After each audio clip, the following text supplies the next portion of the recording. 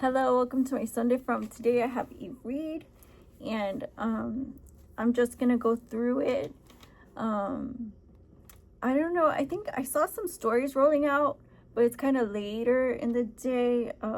It's late in the day, and so I really don't feel like I don't feel like I'm gonna get through them quickly enough.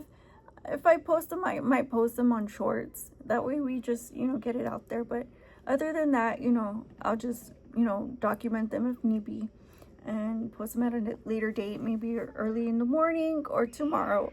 I'm not sure. So, Myanmar, I know I spoke on some of these things, touched on it, right? But like, I just want to kind of get it all out there because like it affected me personally and it dampened my week. And like, like I hate being in a rut. Like it really kind of knocks my entire schedule down and kind of throws me around as far as kind of like ADHD. Like I just can't, I couldn't like ever, not journal and just be coping. Like, you know what I mean? I'm not one to cope. So, yeah, I wrote it all down and kind of got it all on pen and paper because, I like to share it too. And although some of this stuff is more tragedy you can find because it's news, and I still feel like this is important to kind of get the red pill aspect of things out there, so that way everybody, is on the same page, obviously, and maybe they'll, to give some insight on the world, in a perspective that we kind of share and have common grounds on. So I'll just go through the read because I just added a last bit of information that I just saw and was like, hold up. So Myanmar last week suffered a catastrophic 7.7 earthquake that was massive enough to rock Bangkok. This caused destruction to towers under construction, which toppled in their unfinished state. Historic building, high rises, and even temples collapsed in Myanmar, Thailand, and China. 4,000 deaths were reported, and current estimate, according to CNN, of the rising still death toll can be over 10,000, with many trapped, missing. I spoke in this crisis and disaster response earlier, citing climate change, but this lack of communicating the alert was very crucial in getting people to safety and out of harm's way. Although several countries have came forward and in almost total support with aid and assistance, the climate change issue remains, with era of non-existent alert not sounded off in enough time for the populations at risk in disaster zones to flee to safety, which continued the massive catastrophic event into a sinister tragedy. So that was over the Myanmar earthquake. It rocked Thailand, China, and Myanmar. It caused 4,000 deaths so far. People are still trapped under the rubble, and there's still hope for them. Although there are some serious injuries and there's still complete collapses that, people have gone missing under. And it's still kind of, media speculation of possibly a rise in deaths, summing 10,000 or surpassing actually. So a lot of countries have aided and assisted with support and not just, human support, but also, humanitarian assistance, like also donations and funds and, supply. So, everything's everything's pulled together in this effort in their 3 countries and surrounding areas also, and hospitals were affected, temples were affected, apartments, corporate buildings were affected. They just kind of crumbled. So viral video shows people scrambling to safety. Some were kind of stuck, and in a lot of video you don't hear any alert. Nobody's checking their phone. There's no radio with sounds or nothing, telling people, please, this is going to happen. This is a massive event. It could be deadly. It's catastrophic. The seismic tremors that are being projected, please seek safety. And that is one thing that we know, whether it's 3 minutes or 3 seconds, your life is just like, it's that imminent, the danger. And I think if we had those types of things available, we could save lives. Possibly, we could save a huge chunk of populations just by having proper sirens or alert systems. And I can tell you, we have proven that in several instances recent. So, you guys might laugh at me poking at climate change, but the thing is that, yeah, you can protect people with the SBA loans, and you can protect people with the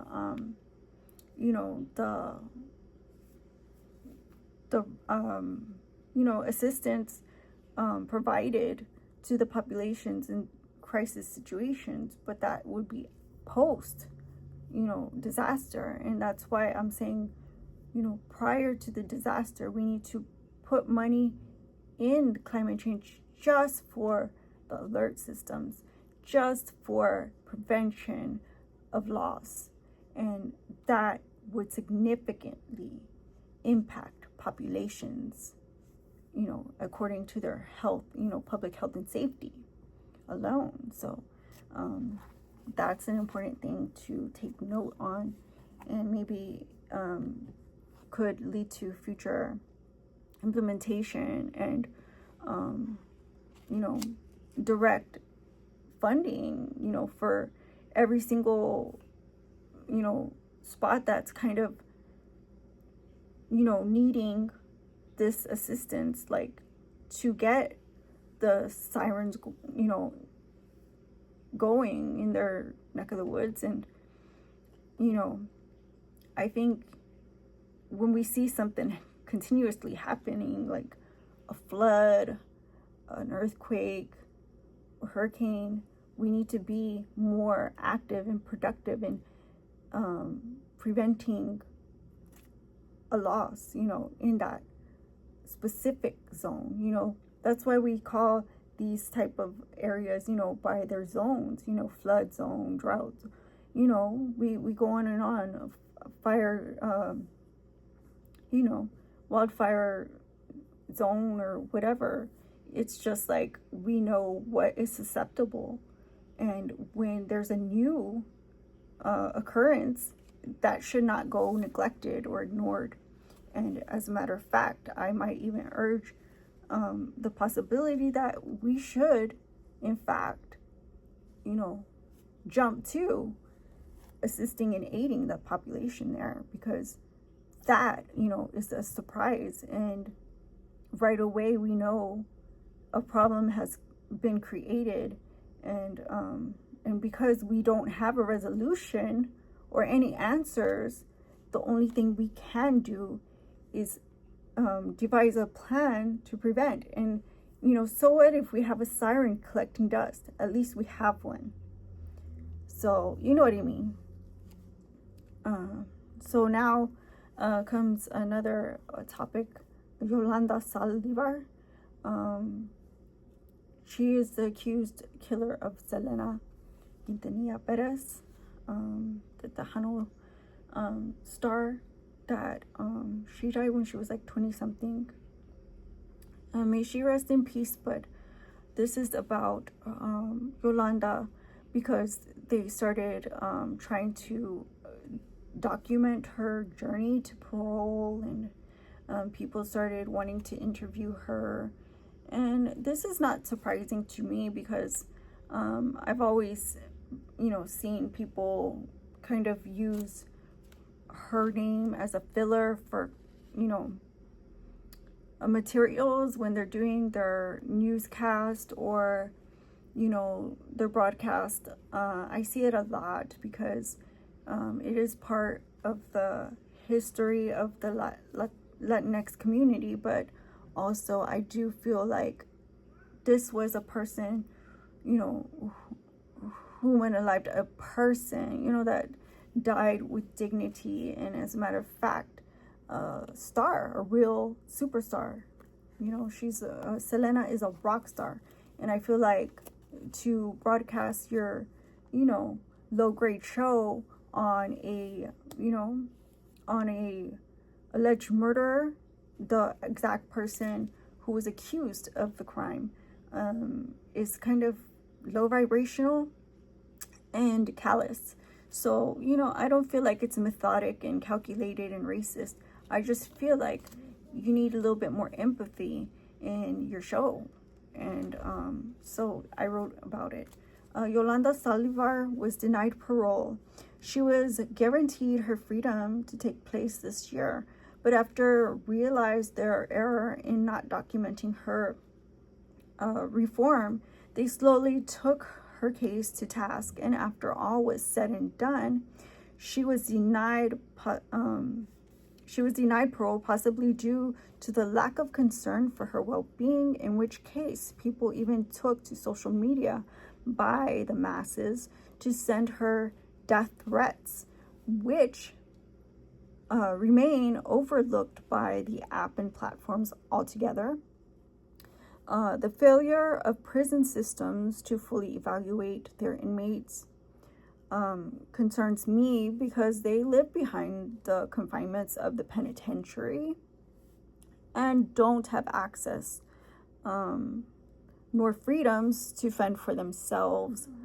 Even if Yolanda Saldivar had good behavior, her mental capacity or reformation status might be shocking, as is with many a case. This obviously isn't shocking, nor does it surprise me. Many people use the Hano world for clout, only to mar it with threats of more violence in the community. Also, isn't shocking, disgusting, but not shocking. So that's what I had to say. I had to say my piece because it brings up great,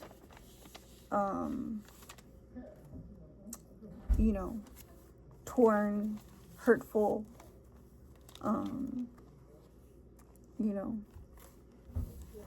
emotions.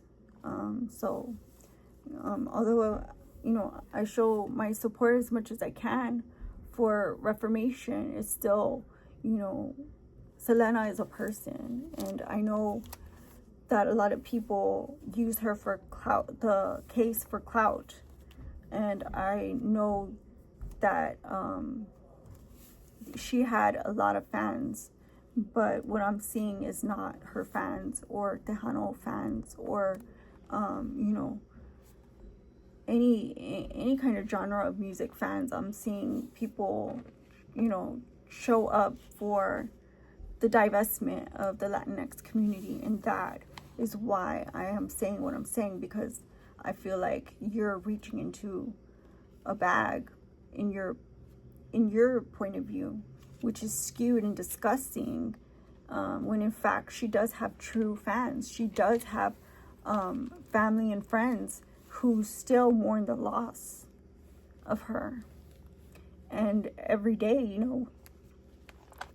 we go through it, without her. And I wish you guys would understand it from our perspective, that we don't need more violence in the community. What we need is uplifting of the community and prevention of crime, and we need to continue to dignify Selena, pay homage to her. Continue buying, her albums, and, and be supportive of the family, whom also is musically inclined, or, just, play her records, or, play her records at your parties. The Latinx community is full of heritage and culture, and I wish you guys would understand, diversity does matter, and at best, including Selena in your celebrations, or, playing her in the background, just when you're sitting at home, it couldn't hurt. And I think that's the best way to continue her legacy. So moving on, I have another sad story about Kei'Mani Latique, and I fully divulge what I have found. So Kei'Mani Latique, may she rest in peace as well. May all the people who suffered from the Myanmar earthquake rest in peace. And like I said, may Selena rest in peace. And now Kei'Mani, she was just 14 years old. And this story, really touched my heart, because I couldn't believe how this story as well came to light in the virality of the ongoing interviews with her family. And that alone, to me, is red flags. So let me just read it. Kei'Mani Latique is a fallen missing persons case, where the whole family, in a new trend of violations against minors, was found at least negligent, where here her father, whom was alleged had good relationship with her, still has yet to show his face, whom he's shared custody with the mom, who had allowed access to a Darnell Jones, the accused killer. Darnell Jones, media alleges, is her father figure.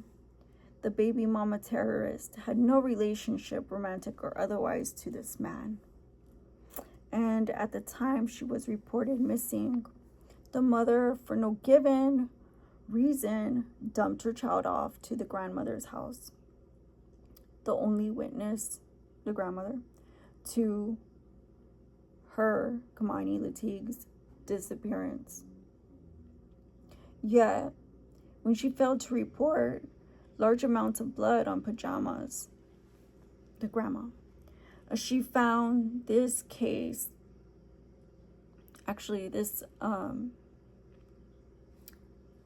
particular incident of the case caused, it costed loss in search time.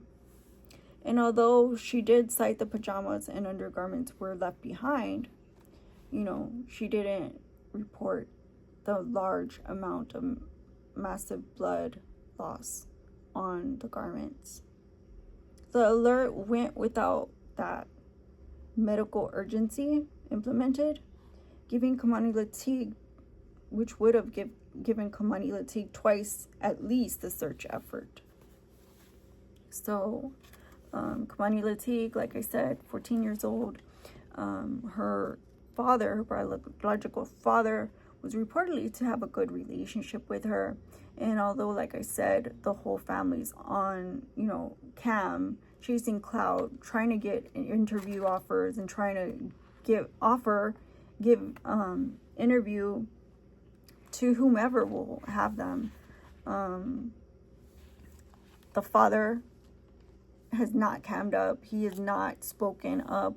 And, for the probably the most, I can tell you is that they're not looking for him. They don't want to ask him questions. They don't feel the need to ask him questions. Now, Darnell Jones, who is the I wouldn't call him the non-biological, because he had only had access to her. The mom does not concede any of the speculation regarding him and her having a romantic relationship. She did not disclose any of that stuff, that her and him had, a bond, relationship or otherwise. But he did have access to Kei'Mani Lateef, and he had access to her that night. The mother dumped her at the grandma's, and like I said, the grandma was the last one to witness her disappearance, right? She was the one who witnessed the disappearance, nobody else. Now Darnell Jones, like I said, was alleged by the media to be her father figure, and not the grandma not telling the cops about the pajamas. She just said, oh well, she don't have no clothes on, they took her, the clothes are right here. She didn't tell them, oh well, the pajamas are blood stains and there's a massive loss of blood, which would have gave a medical alert along with the Amber Alert, and would have got people, on boots on the ground looking for her, and the search would have been statewide. It would have been a massive thing, if she had done that. And we talk about the several different alerts because this case, and they were like kind of scratching their heads, like what went wrong here. And I think that was a key clue at the time that was crucial to time in finding Kei'Mani Lateef. Now, every single one of her clout-chasing family members cammed up except her biological father. Even Darnell Jones cammed up with his girlfriend, whom took to social media to hail White Knight at Kei'Mani Lateef's case, knowing the blood at that stage was meant her demise. So the girlfriend had cammed up with Darnell Jones. Like I said, the biological father hadn't, and she alleged that Darnell Jones, even on surveillance cam, had dumped a bunch of stuff from his truck that had blood all over it. Things that look like he dumped a body. And she informed the cops that he was acting suspicious, just like the grandma. So her hailing herself White Knight was a little bit,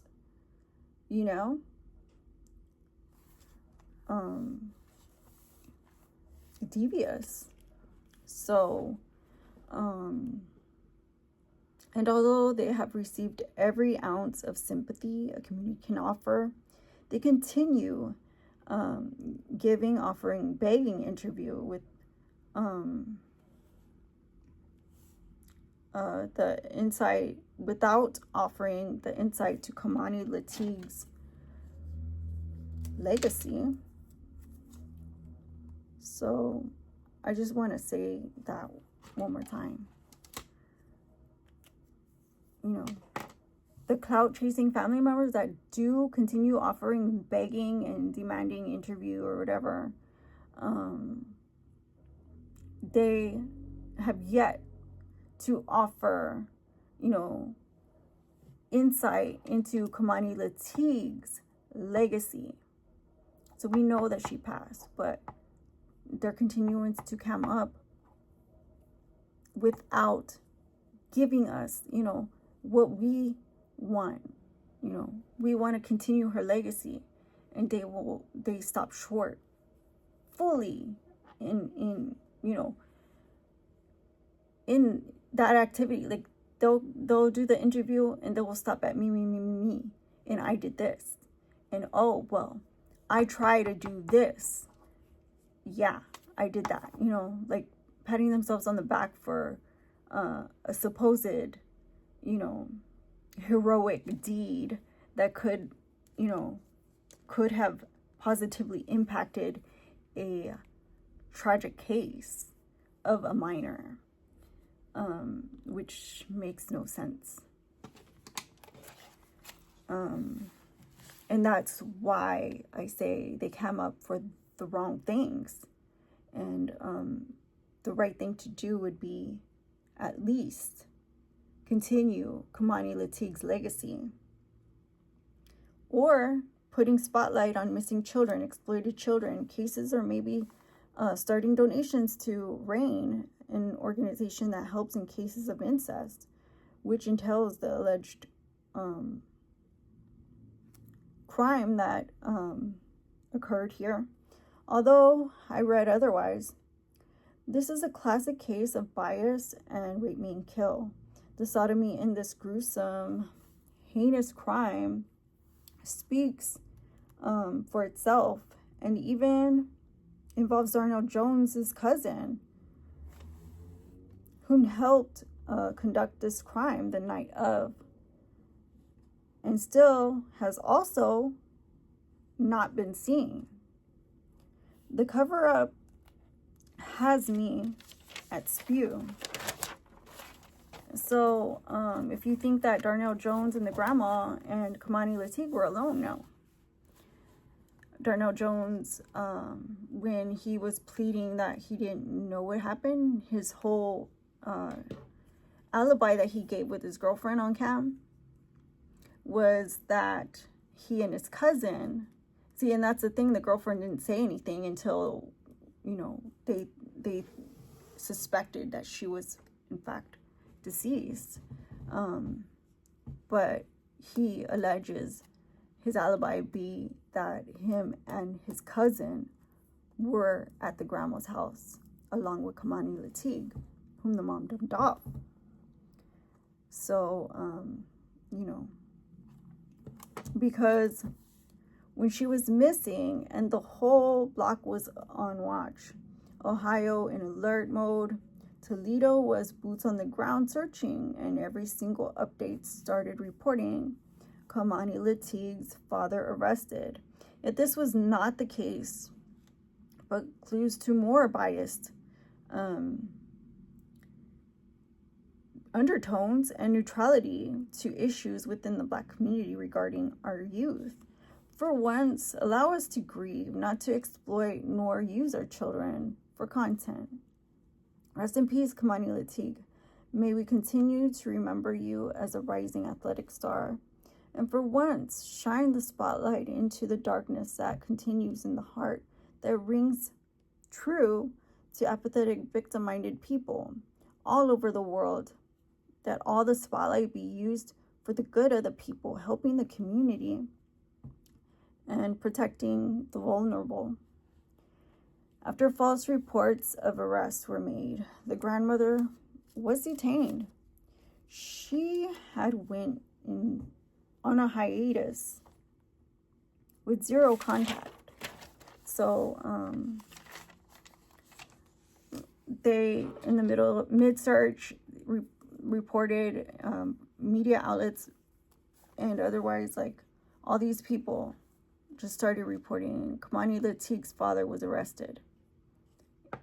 Mid-search. Tell me that's not weird.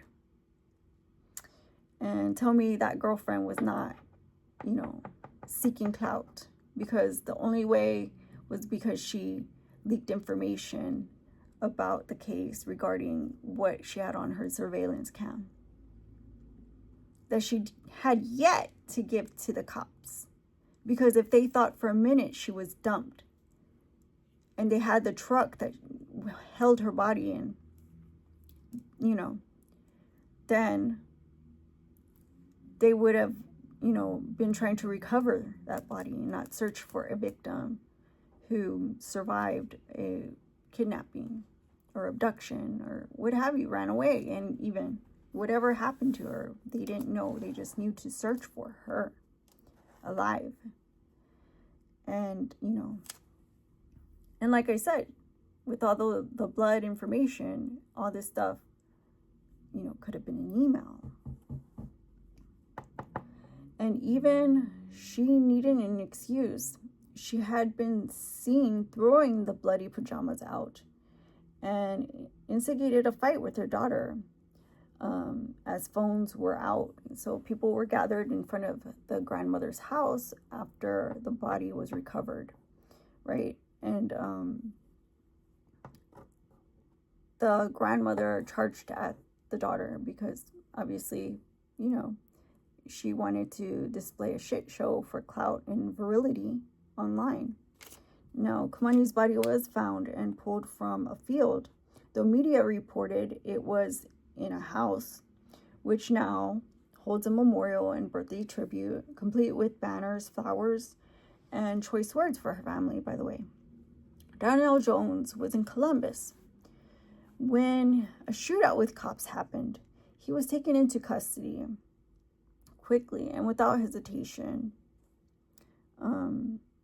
His crimes had already been confessed over the phone: mutilation of the child, including severing of both hands, rape. He also attempted decapitation, slitting her throat. After the case went viral, and only then did her teachers come forward offering information regarding her at-risk status. After the fact, her body was recovered in such a horrifying state that she offered was beaten up, bruised, and the situation now, though, grave. So the teachers, after the case went mega viral, started offering insight into her academic, situation, that they were finding her bruised and badly injured all the time. They didn't offer this information to the cops when the Amber Alert went out. They offered it when the case went viral online. And again, with the blood stains and all that, with the Darnell Jones's girlfriend, the grandmother, and now the teachers, they didn't offer these informations to the police until they felt like they could make a bag coming up and stuff. So this was not just a matter of looking away, because the grandmother also over the phone confessed, and the abuses to which Kei'Mani was found brutally beat were alleged by her. While she was taken in for questioning, so she was taken in for questioning, right? And it was the day that she was throwing out those bloody pajamas.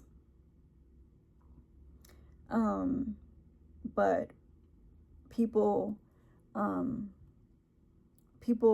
allege that those bruises were not, they were by the grandmother. And there's also allegations that she had to also confess on the phone, just like Darnell Jones did, to beating her severely. And, we don't know what happened. All we know is the fact that from the point that she was injured to the point where she was bleeding out, that, state was at the grandmother's house. The people that we know were there were grandmother Darnell Jones and cousin of Darnell Jones.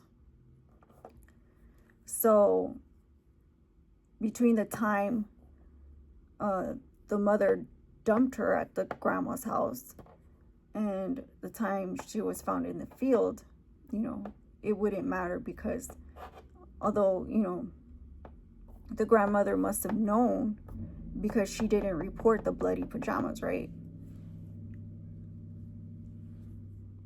That there was no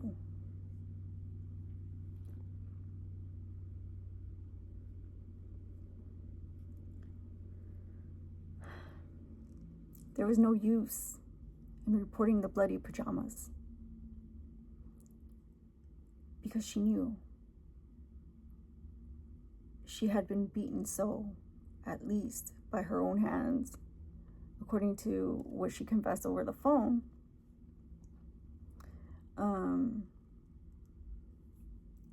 But, you know, all that extra stuff would entail blood.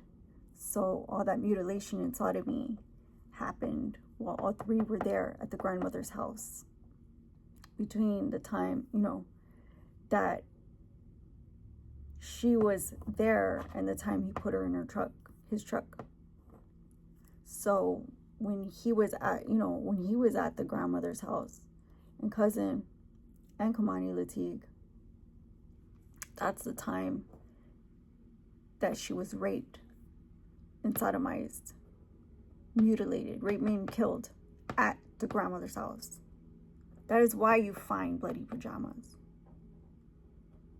And the reason why you find the truck full of blood was because the body was then put onto the truck in effort to get rid of the evidence. Our 14-year-old Kei'Mani Lateef, star athlete,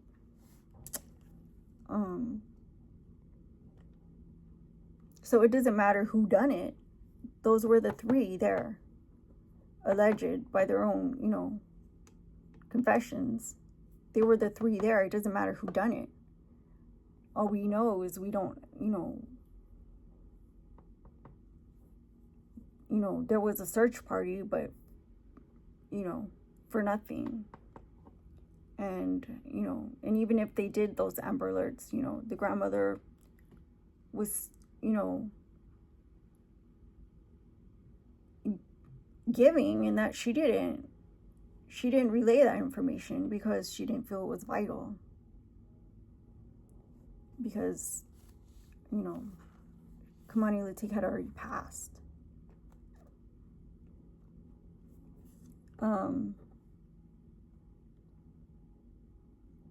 And yeah, she was taken in for questioning because, like I said, she had alleged to have put her hands on Kei'Mani and caused bruising or something, some type of injuries. And like I said, the teachers, they have the same story, that she was constantly with bruises, And if Darnell Jones had access to her occasionally, the person who constantly had access to her were her mother, her grandmother, and obviously her biological father, which has yet to be seen, along with cousin.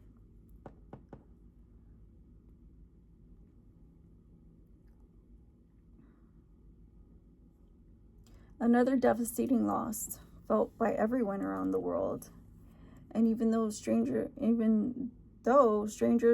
love support and sympathy shown, also that of which went viral on her birthday. An assassination, rape, and kill by this child's own close circles, all too familiar crime to woke Americans. So, woke people get a lot of, social justice warrior cap, I think.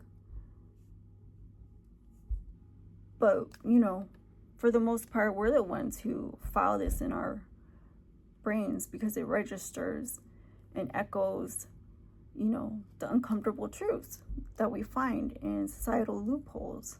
And, a lot of times our communities go underfoot and, off radar, So I don't think, people will correctly put spotlight on the correct situations at hand when you get cases as tragic as this. And, for what it's worth, it sounds like they're trying to make a movie out of her life, in real time. So,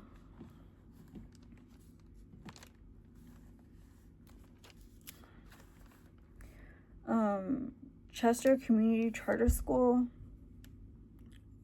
that's the one that I just wrote down. It was in, This incident happened in Delaware County, Pennsylvania, and we have 26 staff at Chester Community Charter School were accused of child abuse. 9 were on video physically assaulting the children to the point where it would be kind of brutality. 11 ignored child abuse. So when they did the investigation, 11 of the staff were alleged to have turned their head at these assaults and abuses, and and now 20 of the staff involved were detained. So assuming 20 of the batterers, 20 batterers of 26 accused of physical assault on kindergarten through 5th grade.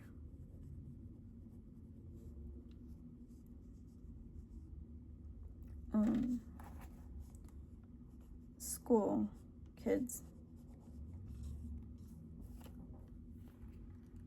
were arrested,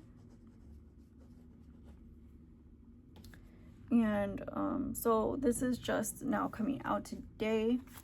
Like I said, I don't have any other details other than that, but like I said, they have the video, and yeah, I mean, for me, shut that school down. So I mean, they shut down our schools for less, so. But if you like this video, give it a like, comment, share, and subscribe, and I'll see you on the next one. Might sound different, but bye.